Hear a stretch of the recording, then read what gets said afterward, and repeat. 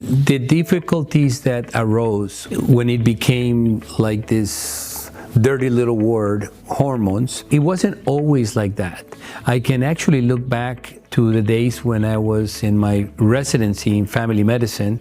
That was some 25 years ago. It was the standard of care that every woman who turned 45 would go to their family doctor, and their family doctor or gynecologist would start them or encourage them to starting hormone replacement.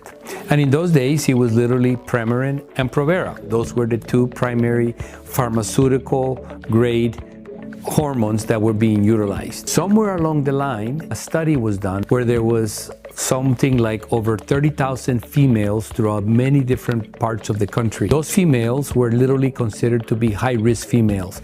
A lot of them smoked, a lot of them were nurses, so very high-stress positions. All of a sudden, as they started looking at the data, they realized that more females that were taking the Premarin and the Provera, they were actually having more heart attacks, more breast cancer, and more strokes. And so all of a sudden, the study came to a dead stop because there were people who were being hurt by the medicine. The pendulum of being pro-hormone went anti-hormone. The part that is missed in here is that these were synthetic hormones. And the Provera looked like progesterone, but it had a molecule in a different area, which meant that it wasn't progesterone, it was a progestin, and Provera is not identical to the progesterone that a female makes. The Premarin came from the urine of mares. 80% of the molecule actually is horse stuff. Only 10 to 20% of the molecule is the estradiol. That's the medication that was causing all of these problems. When you look at estradiol, which is the actual bioidentical estrogen in the female, or when you look at progesterone, which is the actual bioidentical, which means that it's identical in structure and function to what the woman produces naturally, and you begin to put patients on those types of support systems, the outcomes are very different because your body's not fighting something that is foreign to it.